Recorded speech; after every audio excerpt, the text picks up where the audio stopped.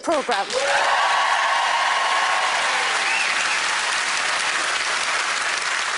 The way we watch television is changing, isn't it? It's all box sets these days. And people who watch loads of box sets are like pushers. Just try this one. If you like it, come back and have another one. And then you're hooked, aren't you? If you keep on watching episodes while your partner's out, it's like having an affair. It didn't mean anything. It wasn't a very good episode. I like watching Air Hunters. That's H-E-I-R, not A Hunters. I found some.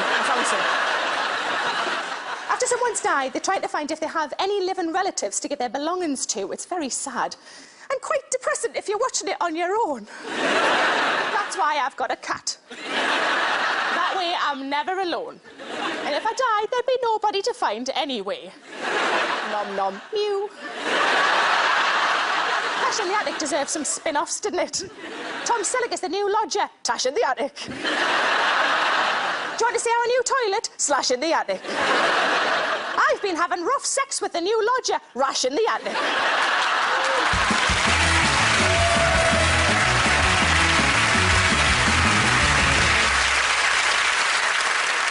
Television isn't just about entertainment. It can really help us too. Take medical programmes. I've learnt loads from them. For example, there's medical evidence that wearing bras doesn't stop you getting saggy boobs. It can make it worse because they get complacent. Like a lazy eye. You have to put a sticky plaster over one boob to make the other one work harder. I had a lady appointment recently and I said to the doctor, everything off? And she said, no, you can keep your top on. I told that to a male friend and he thought I meant like at the hairdressers, everything off. Just give us the mirror. No, that's lovely. No, it's lovely. No, I like it, I really like it. It's lovely. My boyfriend will be really pleased. It's taken years off. About 30. They say these days that it's easiest to tell your kids about sex while in the car as you're driving and you don't have to look at them and vice versa. What about the people who don't have cars? Do they have to do it on the bus? My friend was taught that you stick the penis in the vagina, but not that you had to move it around a bit. So he thought it was just like putting bread in a toaster. And when it was done, it just popped out. But my favourite medical show, and I know it's yours too, is Embarrassing Bodies. And it's such a helpful show because a lot of people are nervous about going to the doctors. A male friend of mine won't go to the doctors in case he's asked how much he masturbates. And how often do you masturbate? How often is normal? How often do you think is normal? 21 units a week.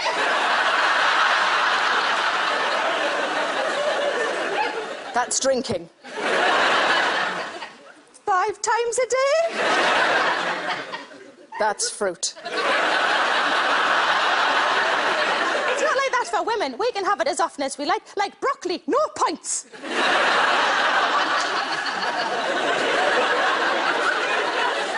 If a man comes in with a hamster stuck up his arse, who does he go to? A doctor or a vet? I suppose it depends who's in the most distress. I think he's quite stressed because he's scratching a lot. How would you even get one in the first place? Let's not lure him in with sunflower seeds. If his cheeks get big, you'll never get the little bugger out.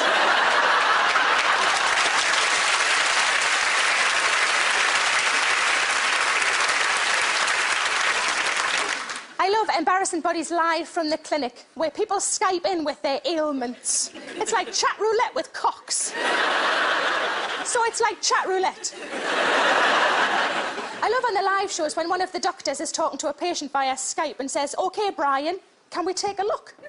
And the bloke stands up, turns around and bends over. OK, Brian, thanks. Brian. Brian? Brian, we've seen it, love. Sit down again, Brian. Brian. No, don't part them.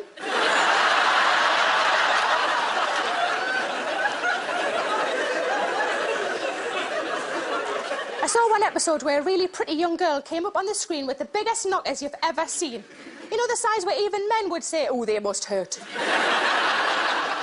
And Dr. Christian said, so what is it we can help you with today? It's obviously our tits. But you can't be too careful, can you? He could say, so Rachel, those knocks are massive, aren't they? Oh, I was just going to ask about the warts I've got on my hands. What happens if you want to be on but you haven't got a laptop? How can you go into the library to do this?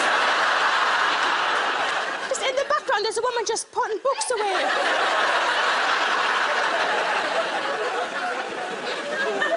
But I think the best thing about embarrassing bodies is my favourite medic, Dr. Christian. I love Dr. Christian, and I've been reading his book about growing up, and I've learned a lot. Apparently, you can get pregnant if you do star jumps after sex, but it'll probably stop you from getting sex again.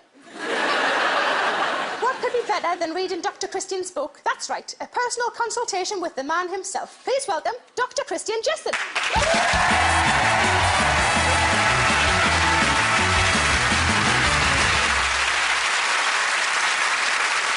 Hello. How are you? Welcome to the show. Thanks very much for coming on. Feels just like I'm at work again, Victoria. Do you need anything? Or just... Well, I don't know if now's the right time. Probably not. How often do you masturbate?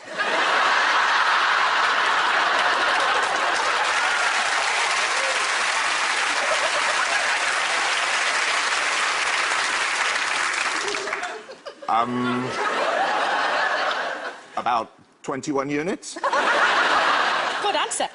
Now, we're given quite a lot of health advice these days, aren't we? And it's hard to know which is true and which is rubbish. So I was going to run a few by you to see if you could tell us which ones are true and which ones are myths. Is that all right? That sounds good. Okay. Does eating crusts make your hair curly? My mum said so, but no, not true. So all of our mums are liars? All of them.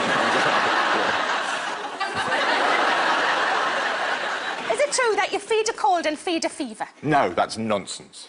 It doesn't make any difference. Just eat healthily is the message. Oh, really? Yeah. Because I just eat loads whatever.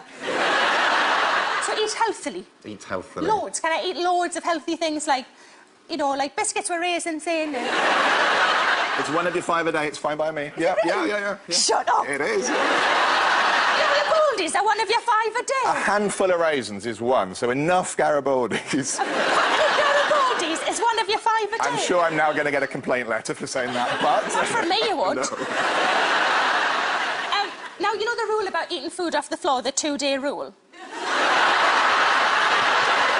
you've done it and 2 days later you still fancy it, you can still eat it, you know? Right. Is that true? Is that one that your mum told you? No, I made it up. Did you make that? Is it true you can't get pregnant off a toilet seat? Depends who you're with. What if the toilet seat was made of an erect penis?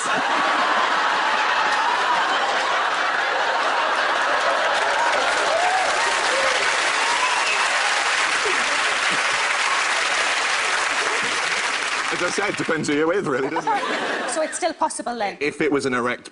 I can't say that word. What do you call it? Yeah, that, but it feels wrong now, here with you. Why? Because you're dressed all nice and... I'm dressed all nice. I'm dressed all nice, but it all comes up with this bits underneath. Oh, that's fine.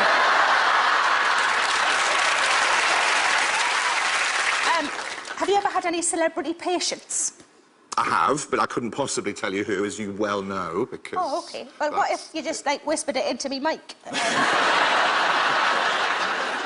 Now, how were you told about sex? Did you find out from your parents, or how were you told? I was given a book that I refused to read because I thought it was rude and embarrassing, so I didn't read it. So then I went away to school, and then my school friends told me about sex. Therefore, I still have absolutely no idea what goes on whatsoever. I was told by my mum. Yeah. And I was nervous, so she made me stand behind a curtain. And then she said, what word are you most comfortable with for the men's bits? Men's so I bits. said dick.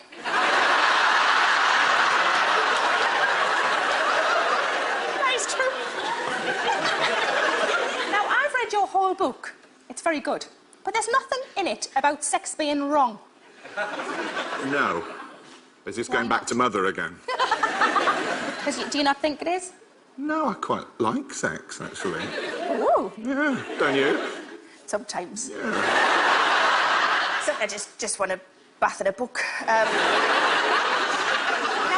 I love a hairy man. Right. How hairy can a man be before he's actually a monkey? It's a fine line, isn't it? It's that Tom Selleck thing again. Should he be in a cage or should he be allowed to walk around? I don't know. Should he be in a cage? I'd love a cage with Tom Selleck in it. Yeah. That would be lovely. That would be amazing. You like hairy men, did you? I do, yeah, I really you do. Yeah. Because it makes me feel... Oh, sorry. Well, I shaved before I came on. Well, I shaved as well, but I just did my toes.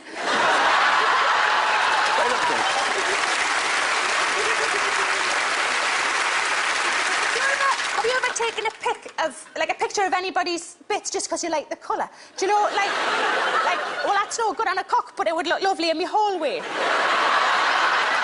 You could have a body-coloured house. Oh. Is there anything you've never seen, like anything you've heard of, or maybe studied about, you know, when you were training, but that you've never seen in the flesh? There is a condition that fascinates me that I would love to see. You're going to love this. It's called diphalia. You have two penises, from the Greek, Wowzers. You actually really have two penises. You have kind of one... No, mine's not this big. We'll use an arm as an example. You have one normal one, all right? And then underneath, you have a little one. John. That's made everyone feel inadequate, but yeah. You have one normal one, and then underneath you have one working little one. It works, so the top one works and the bottom one works? They both proper work. Amazing. I've never seen it. I've seen pictures. And are they size-wise? Yeah. Do they, like, make a good one? One is fine. You'd be happy with one. Oh, the other one is a sort of added extra. Oh, Yeah. Like a tickler? A little extra. Do you remember... Actually, while I've got you here... Yeah. Have we got a couch? Or... Can I show you something? I've got a photo. Is that all right? You must get this a lot, do you? I do get it a lot, yeah, yeah. OK, Cab drivers, yeah. Cab drivers? Yeah, cab drivers. How do they get it through the little pay bit? Oh, you can. And I'll show you this. Yeah. I put it like that. Let me pass you that. Let's have a look. So that's... I'm a bit worried about it, to be honest. What have you been up to? Well... That's rash in the attic, you said before, isn't it? It looks sore, doesn't it? That's awful. It's got little scabby bits there on, it's you know, got like the bottom a sort right. of hairy, stubbly thing in it. Yeah. Flick to the next picture, it might make it a bit clearer.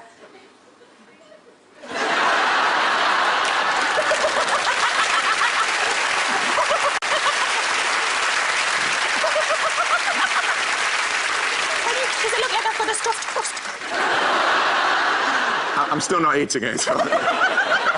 I didn't know that was an option. No. Do you spot people in the street, you know, like a model scout? Yeah. Do you do that? Do you ever... A disease scout? Yeah, like, don't be alarmed, but I'm going to make that a star. Do us a favour, don't drain it over the weekend.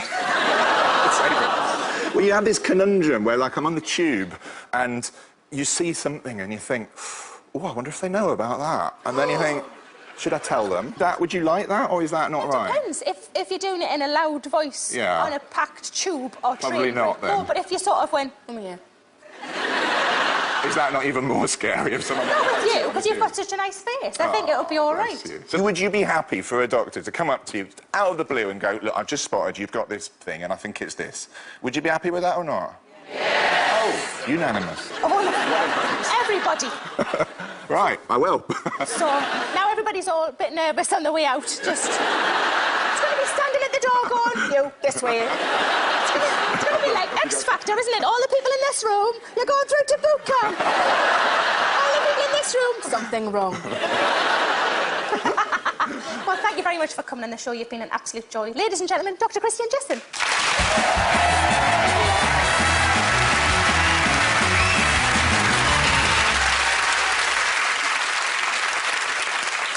It's nice to know we all might get pulled aside on a train now. Everyone's talking about reality TV, but have you noticed that so many programmes are based on unreality? Everything is fantasy and sci-fi. It leaves me a bit cold, to be honest. I think my boyfriend watches too much of it, because he sometimes refers to people as humans. I was on the bus and 3 humans got on. If sci-fi has taught me anything, it's that at some point all electrical devices will rise up and try to kill off the human race, so do be careful with that vibrator. But what a way to go, eh?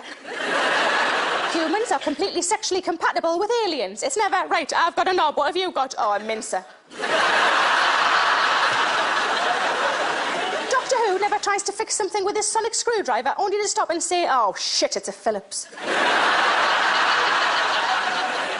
I can't get away with superheroes either. I'd be a rubbish one. I'm too chatty to be a superhero. I can't keep anything quiet. I'd be like, guess what, Twitter? I can fly, but kryptonite destroys me. My trouble with these things is that I add reality to it. Like being a vampire must be a pain in the arse, having to get blood all the time. My nearest Tesco Metro is a good 10 minutes away and it doesn't even have mangoes out of season. Like with zombies, how would you know when they don't just want to cuddle? Come here, you hollow-eyed beauty. Then there's the ultimate sci-fi show, Doctor Who. I saw in the news that they're actually going to bring back old police boxes. How confusing for kids who don't know that they're not TARDISes. Are they just going to end up like old phone boxes, though, smelling of piss, with prostitutes' business cards? I'm bigger on the inside, too.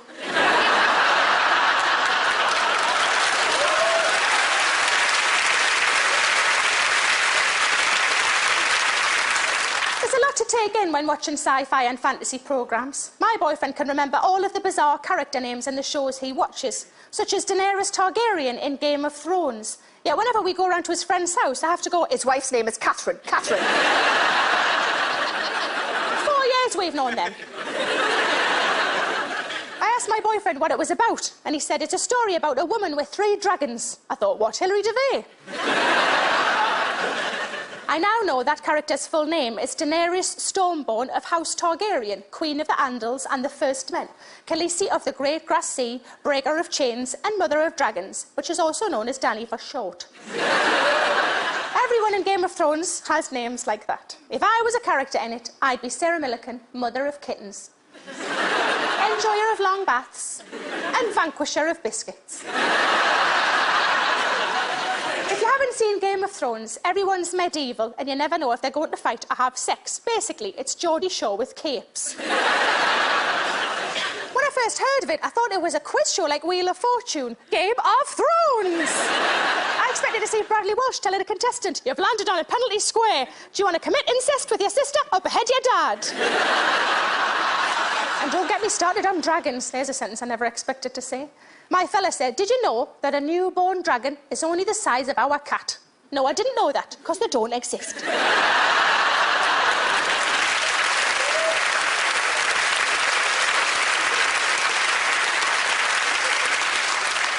There's only one way I'm going to understand the show, and that's to meet the people in it. So from Game of Thrones, please welcome Finn Jones, John Bradley and Christian Nairn, also known as Sir Loris, Samwell and Hodor.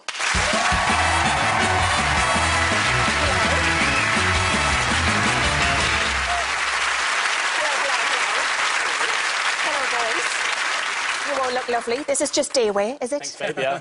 You look smashing. Now, I have watched Game of Thrones. I haven't watched all of it, but I've watched a good 5 or 6 episodes, and I've got one question for you. Right. What the fuck is going on?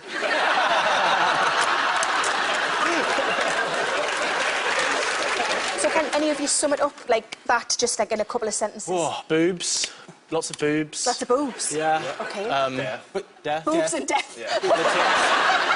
Taking it up a level, yeah, I think it's about mainly about dysfunctional family relationships, just to counteract the boobs and death. Yeah, so boobs, death, and Jeremy Kyle.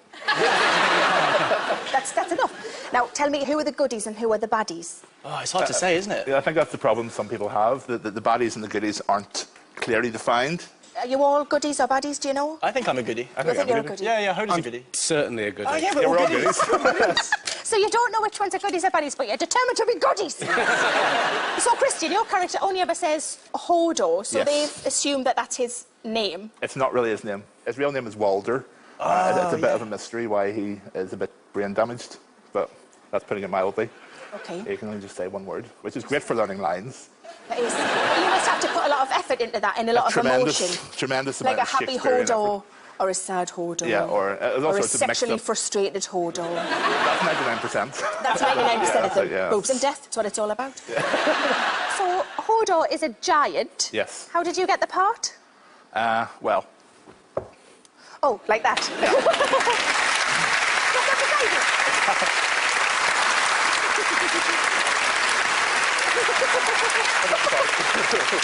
Wow. I feel so tiny and feminine. For the first time ever. So, Finn, you play the heartthrob. One of, yes. One of the heartthrobs, yeah. Do women throw their chastity belts at you? I mean, sometimes. I mean, check out these armour abs. That's really... Are you exactly the same underneath that? Yeah. Yeah. Definitely not. Definitely not. I'm starting to like the sound of this. I think I'd like to be in Game of Thrones, and because it's my telly programme, I can do just that. Hold on a minute.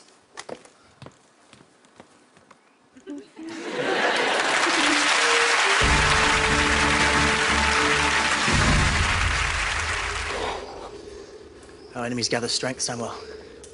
We are but 3, they are but many. It is true. Who will aid us now in our hour of darkness?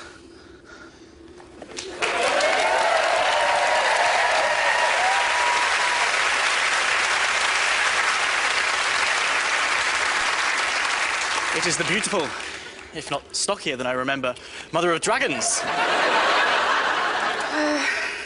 Carry on, pet. You'll not make it past Series 4. I am Soloris, Knight of the Flowers. Oh, hello, Flower. And I am Samuel Turley of the Night's Watch. Well, hang on, pet, because I'm only up to book 2. But I know who you are. You're Hagrid. Anyway, I am Sarah of the House of Caniston.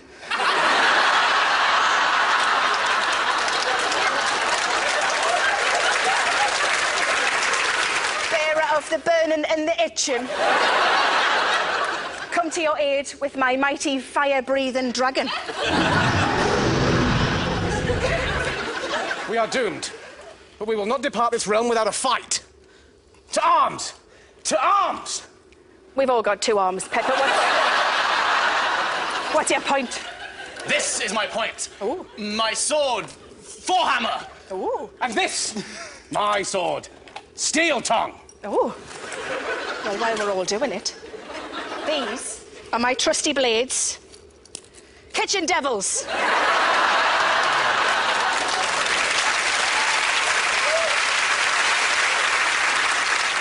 We 3 shall prevail over our foes with the steel in our hearts. We shall triumph and ascend to the Iron Throne. This is so exciting! This is so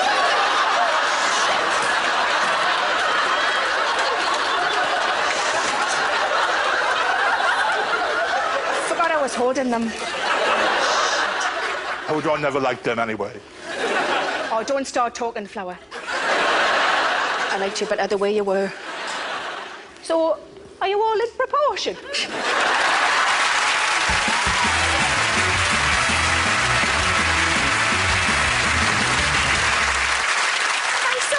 On the show, ladies and gentlemen, John, Finn and Christian from Game of Thrones.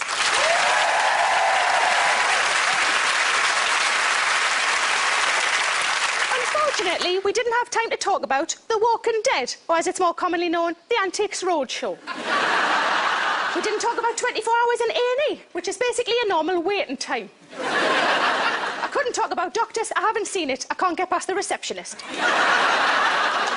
The documentary, Will My Crash Diet Kill Me? Yes, love, have a bun. All those shows where they travel back to a time when it was OK to be sexist and racist, Life on Mars, Ashes to Ashes, Top Gear. Good night.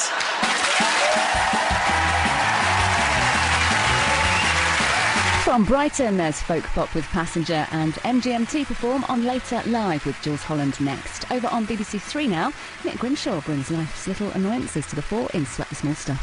And Kirsty Walk meets author Donna Tartt in a review show special. Over on BBC 4 now.